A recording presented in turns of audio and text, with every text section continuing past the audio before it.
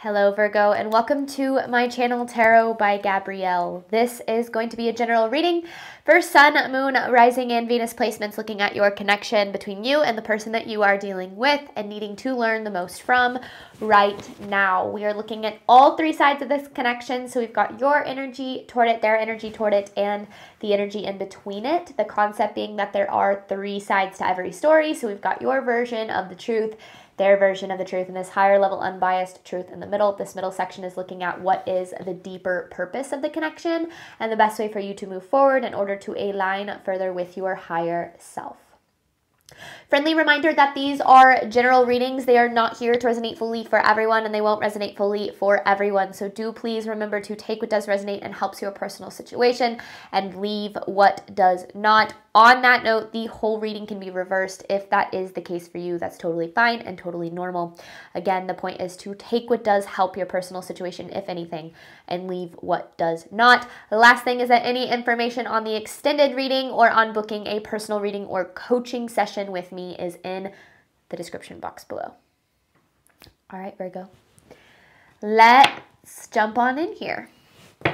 We're going to start with looking at your side of this connection. This is for Virgo's side of the connection to the person they are dealing with, needing to learn the most from right now.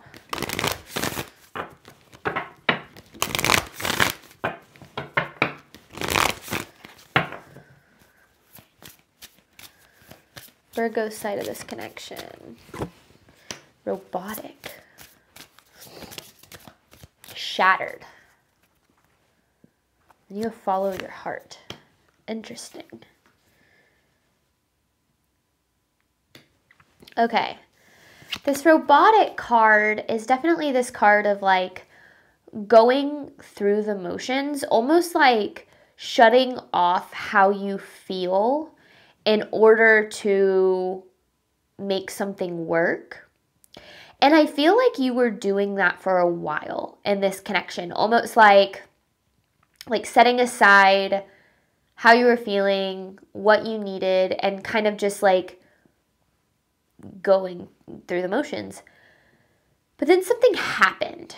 With this shattered card, it kind of feels like it's like you couldn't do that anymore. I don't know if something happened or it was like you couldn't ignore how you were feeling, or you couldn't justify it, or you couldn't deal with it anymore. And I feel like with this follow your heart card, it's almost like your heart has been nudging you in some direction to make some sort of decision, but it feels as if there's been a fear of like facing how you feel for some reason. Maybe that changes the direction that you go or the steps that you take. I'm not sure here.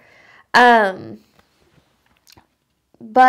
I do definitely feel,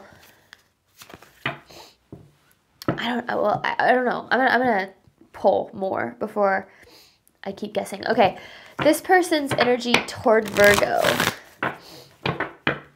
Like trying to analyze, and I've only pulled 2 cards.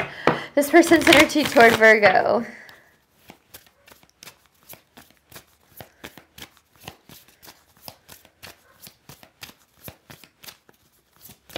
Whoa, patience. But when I'm immediately drawn to this chess game here, I feel like this person is very manipulative. Or, whoa, I didn't mean to say manipulative. Maybe they are. That's not what I meant to say. I meant to say calculated. Calculated in their decisions, calculated in their moves. And I will say, it almost feels like, with this robotic card, it feels like you see right through that. But this boundaries card is interesting. I will say on both of these cards, I'm way more drawn to the imagery, because it's like you have this chess game and then this like chain link fence here, and it's almost like they have a really heavy guard up, And I feel like this calculated energy is coming from this place of like really, really trying to protect themselves and trying to just be really careful with like their heart in a way.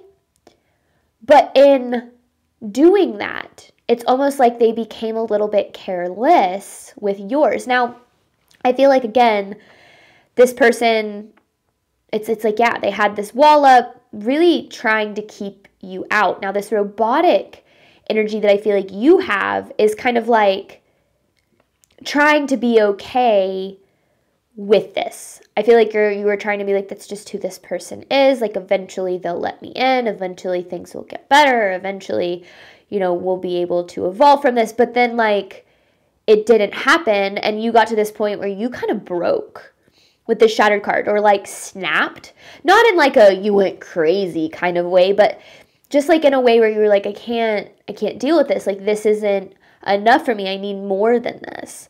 But it's, I can't believe I said manipulative. There is actually a manipulation card in here.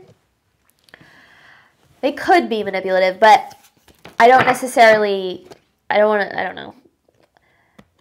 I misspoke, but sometimes there's a reason for that. Okay, truth of this connection in between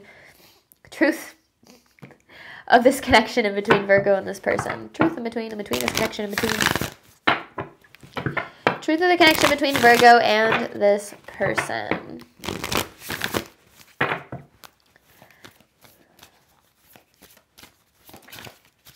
Because being calculated isn't always being manipulative. Like, being careful isn't always, being careful isn't always being, intentionally deceiving. But it could be, for sure.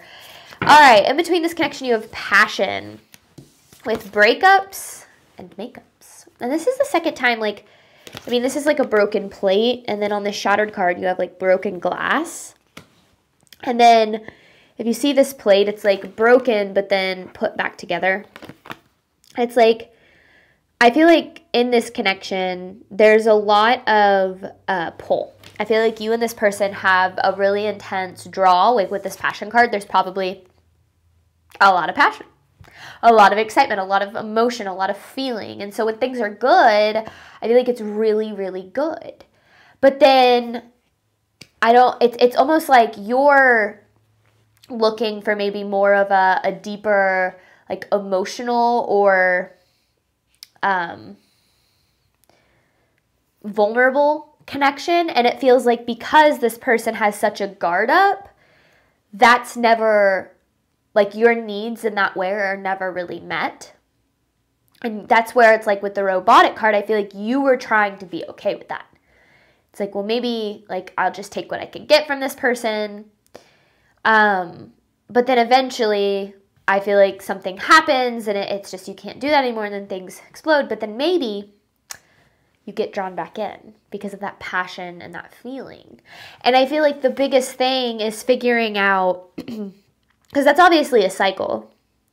So figuring out like what's happening here, like what is really going on and what you can do to protect yourself, because I feel like it's like you keep getting hurt. Like, I think of like this person's hired like a security team to keep you out. It's like you keep getting shot down by their security team whenever you try to get close. It's like you keep getting injured by this person trying to protect themselves in some way. And I feel like, again, you probably see right through that. Like, you understand, like, this person is just kind of that way. This is how they act. And I feel like that's why it was like you were trying to just be okay with it. Let's see. Overall theme of this reading. What does Virgo need to know about this connection?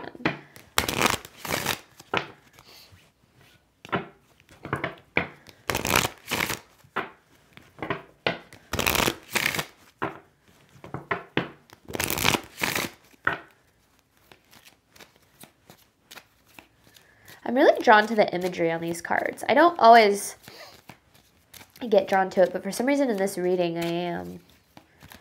Overall theme of this reading for Virgo.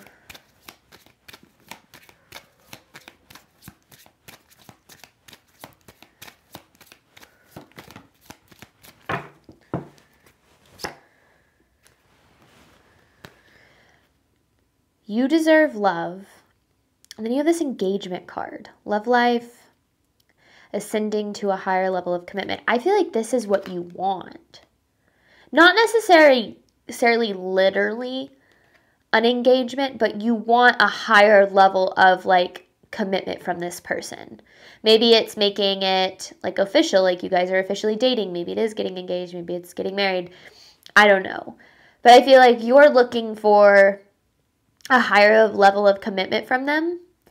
And I feel like they are doing everything that they can to not have to reach the level of vulnerability that is required for that commitment. And that has started to make you feel undeserving of it, or feel like maybe you're not enough, or like they won't commit because they don't think that you're good enough, or whatever the case is. I feel like just kind of gathering.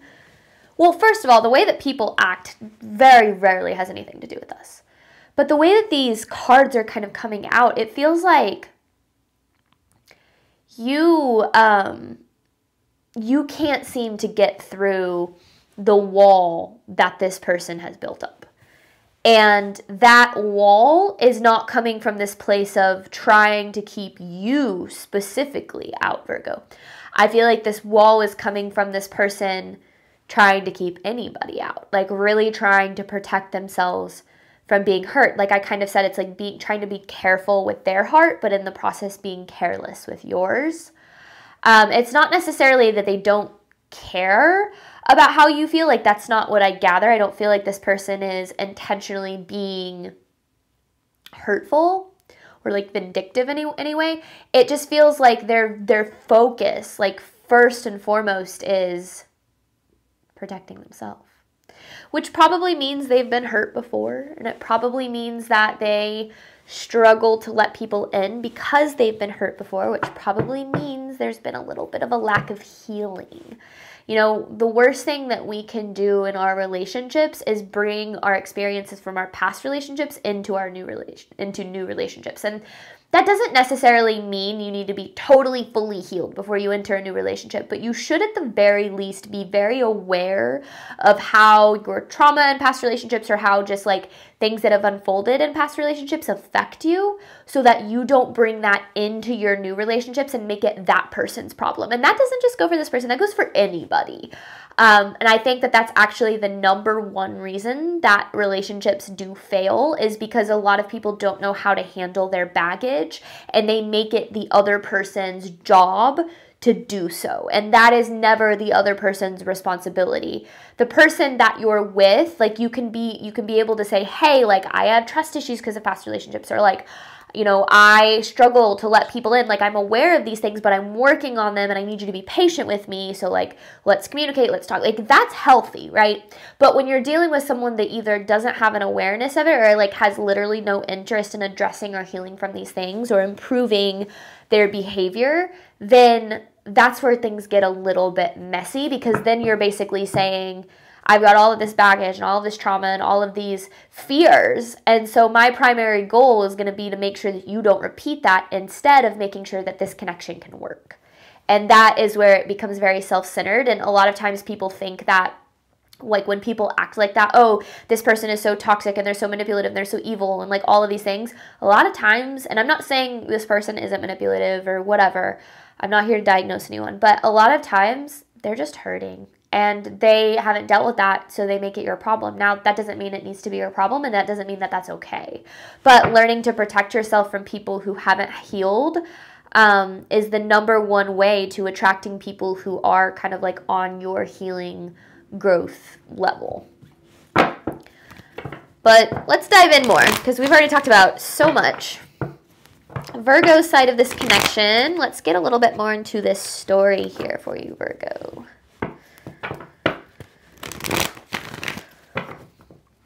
This is Virgo's side of the connection to the person they're dealing with.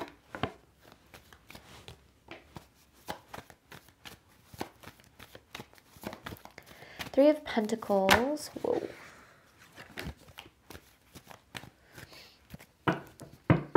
Fool in reverse. You have the Five of Swords. You have the Five of Cups. Four of Swords in reverse. And then Ace of Wands upright. Fool in reverse. Judgment. Okay. I feel like, I mean, just with this Five of Cups, let's just start with the obvious. I feel like you're very disappointed of how things have played out or where things are at in this connection. And I feel like you're justified in that, you know? Because I feel like you had certain expectations or you wanted things to get to a certain place, or again, like with this Ace of Wands, I feel like there is a lot of attraction. There's a lot of passion here. There's a lot of like chemistry, if you will. And I think that, you know, it's hard because chemistry is something that we sometimes get really blinded by, and we focus so much on how somebody makes or how we feel about someone, the butterflies and the excitement and the connection, that we don't focus as much on how they're making us feel. And I feel like that's where the robotic energy is coming from. It's like there were things that made how things were in this connection like worth it. And I think that you were willing, or maybe still are, have been willing to really hold on and try to do what you can to make it work because of all of the good. Like, I don't feel like things in this connection are just all bad at all, because if it were, I don't feel like you'd be in it. But with the Four of Swords in reverse, I do feel like slowly but surely, like, you've been very, very drained by this, because I feel like you're showing up, you know, as a partner and someone who wants to maybe build together or create together or whatever the case might be. And you're like, I want to work with you. Like, that's essentially what relationships are about, right? They're partnerships. They're a give and take, an equal give and take, not always 50-50, but certainly equal at the end of the day, even if some days you show up with more or some days the other person shows up with more. Like, at the end of the day, it should be equal, right? You should be giving or receiving as much as you're giving and vice versa. But a lot of times we tend to be, like, when we are over givers in relationships, we tend to actually be attracted to people who are more takers. And we do that because we believe that our value comes from how much we can love somebody else. So it's like, well, we think that if we can love other people into loving themselves enough and to love us well, and when we do that, we create this belief that says, I am only valuable if I can make this person love me well. And the number one way that we actually set ourselves up for heartbreak is by trying to change somebody into somebody that they consistently show us that they're not. And we do this because we lack, or we look at our love life from a place of lack, and we think, but things feel so good, so that means the other stuff might fall into place, and I can hold on to the good and kind of ignore the bad for now, and then eventually, hopefully that'll get better. But then we don't realize that we're actually entering in this dynamic where whatever we're accepting, we're actually going to continue to receive. So I feel like you're disappointed because you want more out of this connection. You want things to be taken to this next level, but at the same time, I feel like this person is just not letting that happen. It just feels like maybe, and we haven't dove into their energy yet, but it just feels like there could be self-sabotage, or there could be lack of commitment or fear of commitment, or whatever the case is. And I do feel like you have a lot of empathy and understanding for that.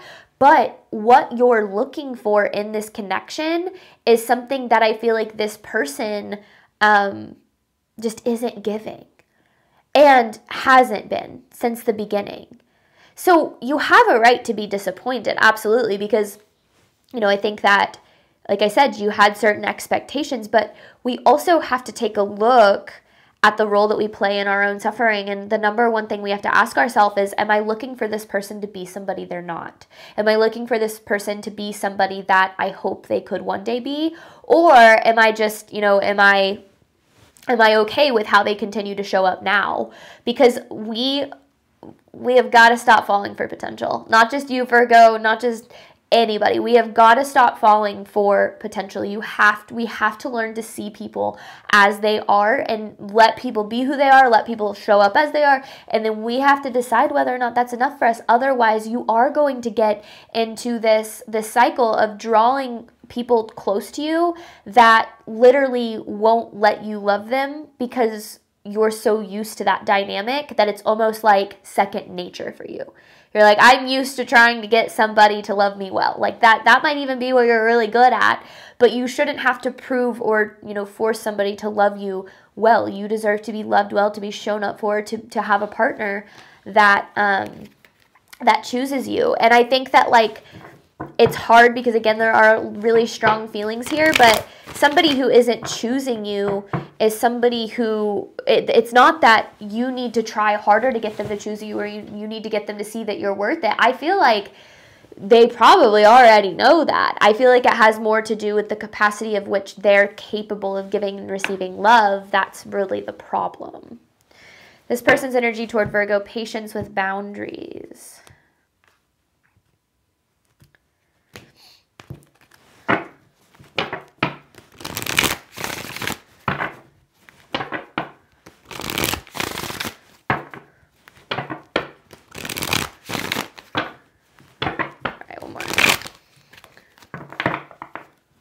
This person's energy toward Virgo, please.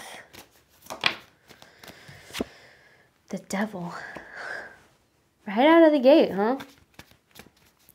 I feel like this person has some really unhealthy behaviors. That can be interpreted in a bunch of different ways. That could be addiction. It could literally just kind of be like toxic behaviors in relationships. Codependency, like they might only be used to, people that, or, relationships that make them feel fulfilled for a short period of time, but then, whenever that eventually wears off, they have to run and go find someone else that fulfills them because they don't have that fulfillment within themselves. Like there's a lot of different ways that the devil can show up in somebody's energy.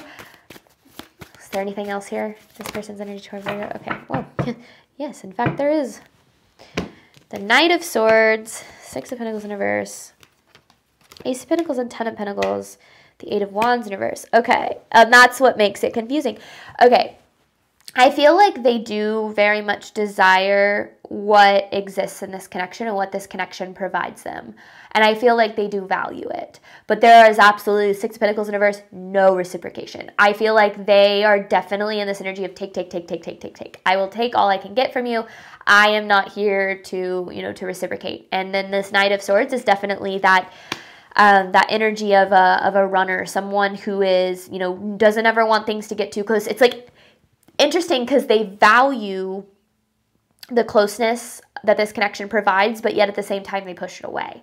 And that's really confusing for you, right? Because you're like, do you want me close or do you want me not close? Like, I don't know what to do. Like, obviously you want to be close, you want this connection to work, but then it's like, which might be what's hard is like maybe you guys, share a few days together that are really good, but then this person gets really spooked and they, they push you away or they isolate or whatever the case might be. And that leaves you going like, what did I do? What the hell's wrong? I thought things were really good.